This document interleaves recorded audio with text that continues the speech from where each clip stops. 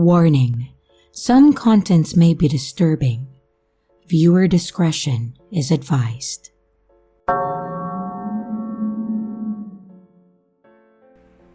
This happened quite a few years ago, but I was doing a summer program at a college out of state when I was in high school.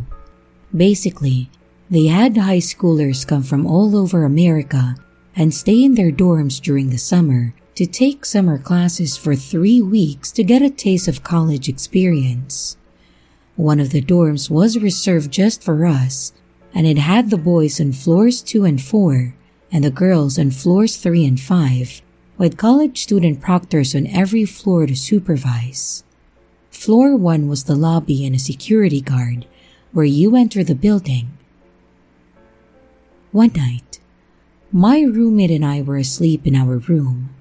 We were all supposed to lock our doors, but us girls typically didn't because we like to shift rooms and sleep over with each other after lights out. So, our entire floor was pretty much unlocked. I'm a super light sleeper, so when I heard our door open, it woke me up, but I couldn't see who was in the doorway with it being so dark. The person then quickly closed the door and left, which kind of felt weird, so I woke my roommate and told them. We texted the proctor, then decided to fall back asleep. The next day, we mentioned it, and a few girls said the same thing happened to them. When the day security ran footage, apparently, the night security guard had peeked into all of the unlocked female dorms, but only females. He claimed that he was told by the dean that he could sleep in an empty room, but that was allegedly on floor 7, not the girls' floors. He didn't come in, talk to anybody, or hurt anybody, but he also didn't open any male doors or the proctor doors.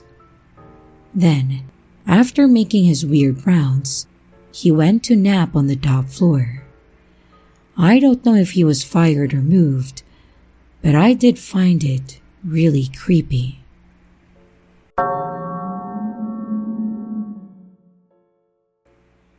This story was told to me by my friend. It happened to her in her old university, but I wouldn't mention the name of the school in question, as this is a true story and the school is ready to take legal action against it. Apparently, one student unfortunately died in this story, and it is a matter of assuaging the pain of the family and the people involved. This story you might have heard somewhere with a whole lot of different versions, but this would be the true version of it. My friend and I went to the same high school, and by the 4th year, we applied and got into different universities. My friend was taking nursing while I was in business accountancy, and with this, we lost time to hang out with each other. She would often just text me that she can't meet with me on most days, saying that she had to finish a bunch of homework. I told her why not do it at home? But she said jokingly that she would only feel tired knowing that her bed would only be 1 staircase away, and then she would laugh.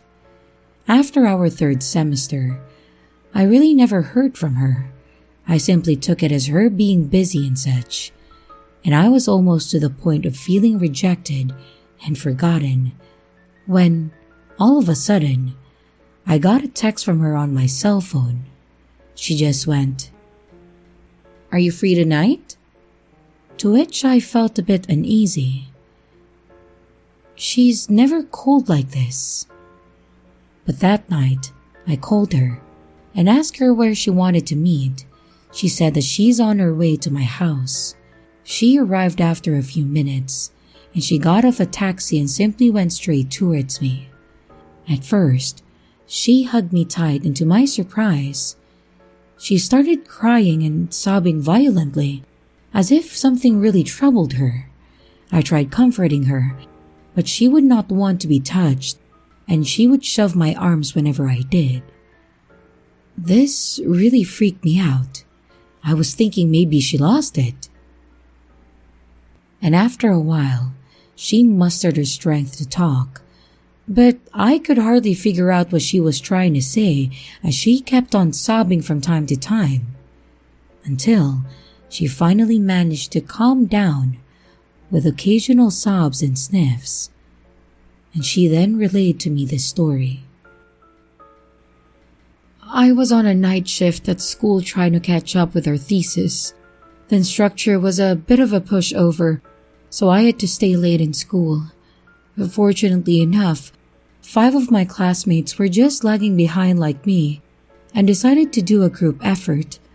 But after a while, I had to go to the washroom to freshen up.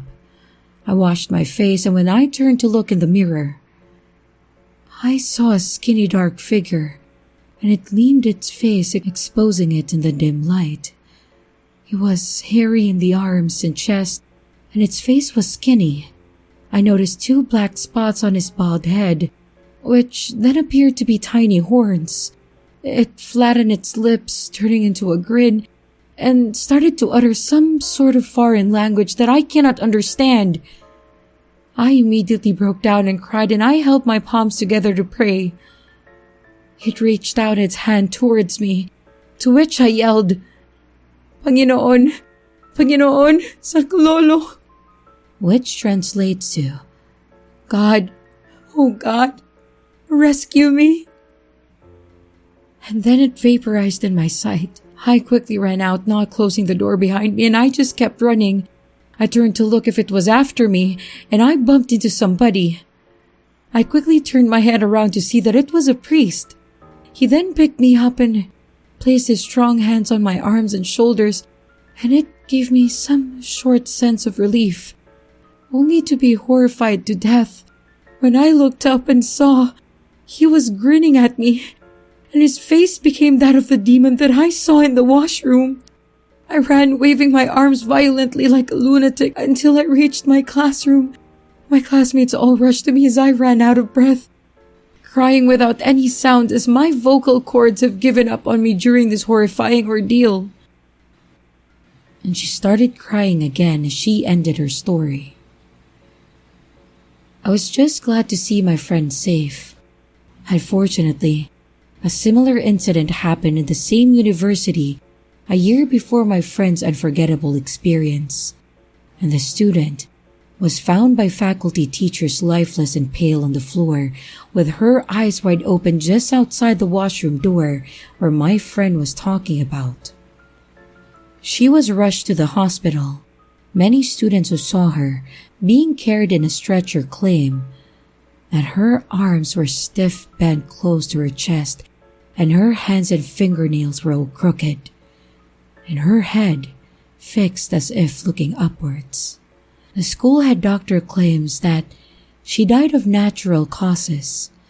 The family held a Catholic funeral for her, but never said anything about her death, the funeral being in the expense of the school. Rumors started to circulate that the school, being one of the richest in Manila, gave the family a large sum of money for their daughter's tragic loss. The school went as far as enforcing its legal wing, saying that whoever speaks about the nature of the passing of the girl is endangered of libel against the school's untainted reputation. And my friend never told her story to anybody in her school, let alone me.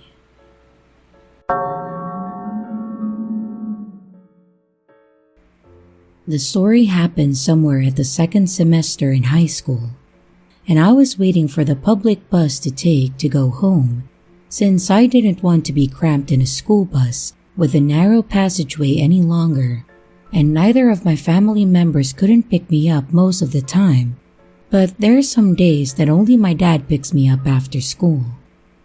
A Hispanic guy comes over to me as I'm waiting for the public bus, and then starts a conversation with me. Also, side note, that I'm also Hispanic like him. He tells me that he's a senior, is in the JROTC, and he did tell me his nationality, but I don't remember.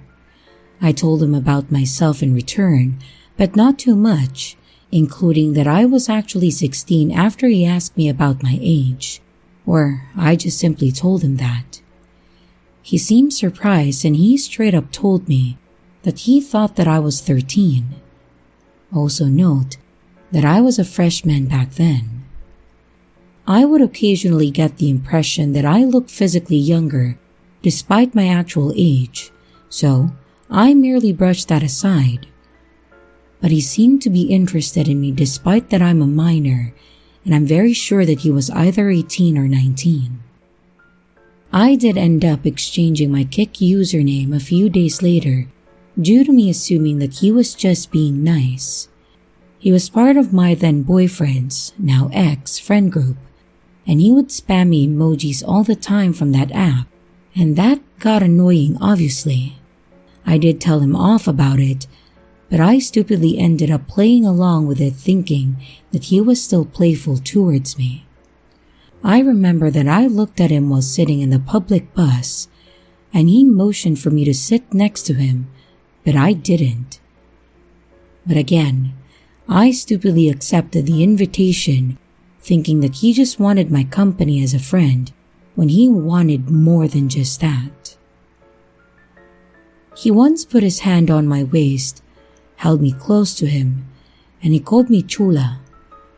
For those who aren't Hispanic or Spanish speakers, in Spanish, it means cute. Then I got off the public bus to make my way home on foot, since the bus stop is at the front of a middle school at an intersection. At this point, I should have told my then boyfriend, but I was too embarrassed. I was too scared and too ashamed to even do so, which was so idiotic of me. The Hispanic senior guy even told me that he knew where I lived, but I didn't take that seriously since it was clearly impossible to tell which apartment complex number I live in. But I'm thinking now is that he's referring to the apartment complex behind the middle school, which I still live there currently. I should have at least took that seriously, but me being a dumb teenage girl, yet again for the third time, I doubted him. There was this time when he wanted me to be his wife, which completely caught me off guard, and I was too stunned to reply back, but mind you, we just met and we hardly know each other enough. That's a big red flag right there.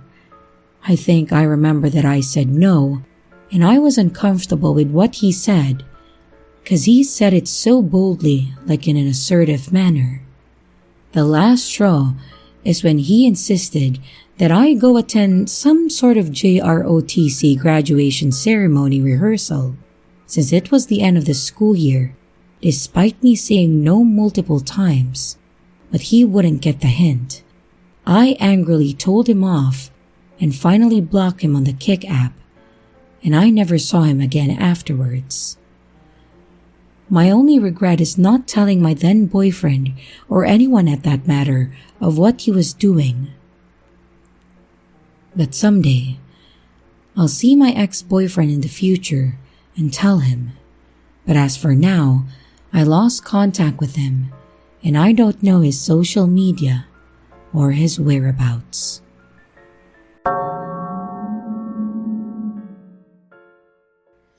This happened in a public university in Malaysia, but I cannot remember which one.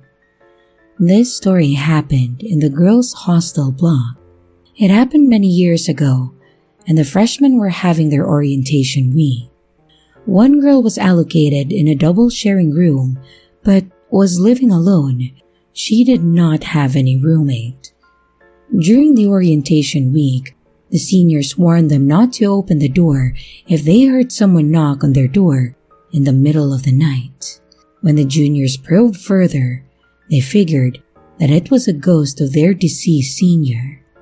Years before their admission, a senior of theirs had a brawl with her boyfriend on the phone at midnight.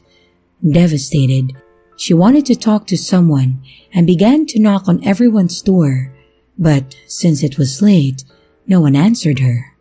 She couldn't think straight and jumped off the top floor. And ever since then, she will knock on everyone's door at the exact same time of her suicide. Upon hearing this, the girl was frightened and did not dare to sleep in her own room. When night fell, she couldn't sleep and kept thinking about the story. The clock ticked and the time came. She heard distant knocking from one end of the corridor, starting from the first room, and the knocks will be followed by a lady's voice. "Is anyone willing to talk to me?" The knocking and desperate begging grew stronger, and when it was almost the girl's room, she was really scared that she hid under her bed with her blanket. Then, it was her room. The knocks were soft, and when the girl was anticipating the question, she heard, "I finally have someone to talk to." Upon hearing that, she passed out. After that, she learned that when the senior committed suicide, her head landed first, so in her ghostly form, she was walking with her head on the floor and legs facing the sky.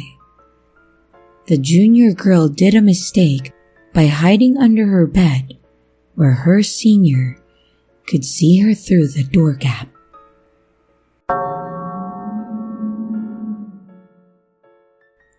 Hey everyone, I've been a lurker for a while now, and I've always wanted to post because I have so many crazy stories, and this is surprisingly the least crazy out of everything that I've been through. I can also never find a fitting place, so I really hope this belongs here. I'm a female, now 20, but I was in 9th grade at the time that this story takes place, probably around 14. We had a really weird teacher for bio. Everyone hated him. He was boring, mean, never smiled, quiet, and everyone dreaded his class. And I've always had a loud personality, and I used to act out a lot. He was actually on the nicer side to me. Well, one day, we came to school to see if he wasn't there, and we had a substitute. This lasted a few days, but trust me, we didn't mind. And after a while, I guess all the parents started talking, and the word got around as to why he wasn't at school anymore. It turns out, this man had a lot of child pornography on his computer. We don't know the age range of the kids, but we know it's bad. He had a lot. He was paying for packages, and I'm almost positive he was trading with other pedos. This insanely freaked me out since I was one of the kids that he was nicer to. I know for a fact that I'm very beautiful, and I was then too. It's crazy to think about why he might have been nicer to me. Can you imagine what these little kids had to go through for this? How many kids are stolen from their homes or born into this abuse? It really creeped me out, and no one saw this coming. When they raided his house, they also found a bunch of illegal guns. Hearing how much time this man got is going to make your blood boil. He got 3 years and was banned from working with children. Our justice system is horrible. Can you imagine sitting in front of a judge explaining why you purchased so much child porn and only getting 3 years? That judge must have serious issues as well. I mean, really, shame on them. Illegal guns alone get you 3 to 5 years, so it's insane he only got 3 years. He was supposed to get 20. I really hate our government with a burning and undying passion. I do have a link to an article as well, but they won't let me attach it. But since I can't attach the article, I thought that I would share some extra info. He destroyed evidence. These kids were tortured, and a lot of awful things have been done to them, and he enjoyed these videos. But he blamed a nasty divorce and his estranged kids. Here's a small paragraph from the article. He began downloading child pornography in 2004, and in 2012, paid $12.99 for a 30-day subscription to a site with illicit images and videos on offer. He was arrested just before Thanksgiving of 2016 and posted bail.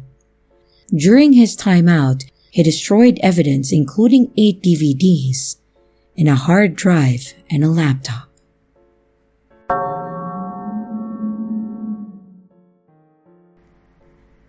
So another post reminded me of this man. I am female, and when I was in high school, around 15 to 18 years old, I was always in advanced math, which meant Calculus 1 and Calculus 2 and another math class, but I don't remember the subject. So for all 3 years of high school, I had this man as a teacher. If a female had a question, he would sit as close as possible, as in thigh touching thigh, with his hand on their neck. If a male had a question, he would bend over the top of their desk, no touching at all. And this creeped me out. At the time, around the 90s, there had been a satanic panic in the US where a bunch of kids' educators were fired for rumors. At this time, everything was bouncing back so that every educator was automatically believed over any child. As I said, I was 15 or 16 when I first met him, and 17 to 18 when I had my last class with him. I don't know what prompted me to tell my mom about this man's inappropriateness. I just knew that I had to tell someone because he was very creepy. And I will never forget my mom's reaction. "Don't you ever say that about him. He is a good man who lives with his elderly mother and volunteers to teach migrant farmers' children." And I learned that my mother would believe an adult pedophile over his daughter. And I never shared any of my feelings about strange kids or adults ever again. To be honest, that this grown-ass man had that much control over a bunch of kids who may not have spoken English very well, and the fact that he never dated or moved away from his mom creeped the hell out of me. I never heard of him actually touching a kid, but I also wouldn't be surprised.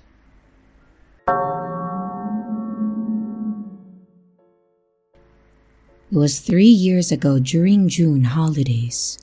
I was taking my O-levels and we had art lessons on that particular day. We were doing our batik assigns, and suddenly, I had to go to the toilet. It was on the same level, the 4th floor, as the class that we were in, but it's at the far end. So I asked one of my friends to accompany me because she also wants to go. So after I finished and she was still in the cubicle, I heard faint baby cries like from in the building itself. So when she finished, I didn't tell her anything. Only when we were outside and a few meters away did I tell her. She said that she didn't hear anything. So when we reached the classroom, I tell my Malaysian friends about it. The guys suddenly got excited for nothing, and then we decided to have an adventure in the girls' toilet.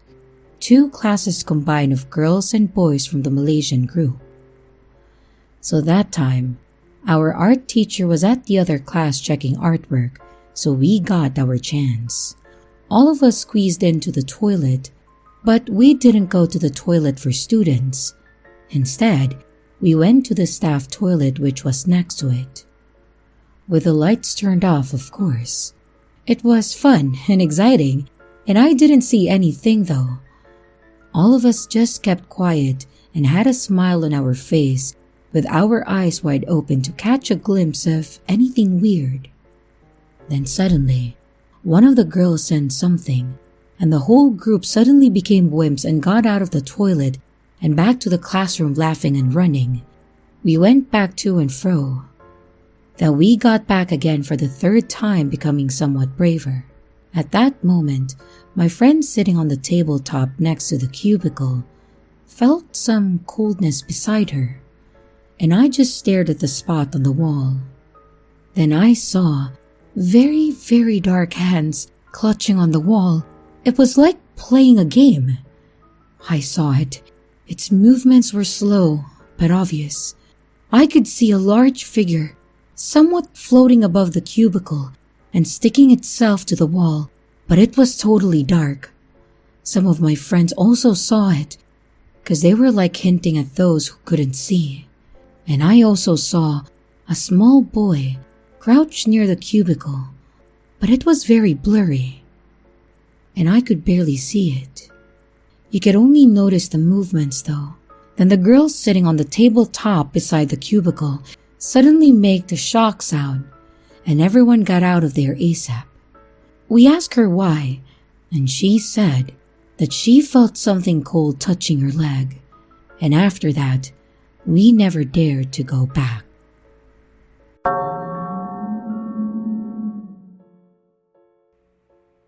The bell rang, and Miss Lee entered her favorite class, Class 3B. This class was full of mischievous 15-year-old boys and girls.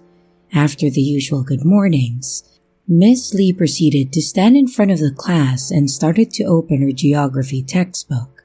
Sitting right in front of her were two of her most favorite naughty Chinese girls, Shanna and Adele. They kept talking and giggling even though Miss Lee was already starting her lesson.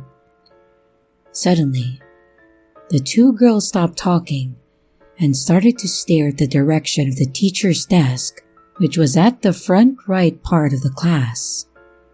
And they turned pale. Miss Lee was puzzled. She moved towards the desk trying to figure out what the girls were staring. And the whole class suddenly became as quiet as the graves. Finding nothing, Miss Lee sat on the desk and continued her lecture from there. Suddenly, the two girls started shivering and screaming, and almost immediately, both ran out of the class screaming, with the entire class amused, watching their most comical antics. Miss Lee told the monitor to take care of the class and quickly rushed after the two girls. The two girls ran downstairs and into the cafeteria, and they sat there wailing and screaming. Teachers from the nearby staff room came out and went to see what had transpired, because the girls could not stop screaming for the next 20 minutes. And finally, the teachers managed to calm them down. Later, they were sent to the counseling room, and they told the counselor what they saw in the classroom. "We saw an old, horrible-looking woman standing behind the desk. She was looking at us, smiling at us," said Shanna. "Yes, Miss Lee went to sit by the desk, and the woman suddenly floated behind Miss Lee," added Adele. The counselor asked, "Both of you saw the same woman?" Yes, replied the two girls.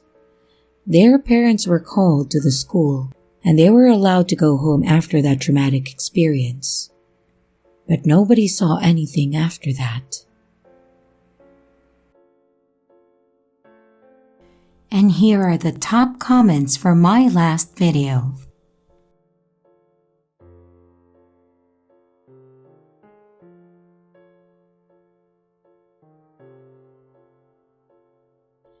And here's the riddle for this video.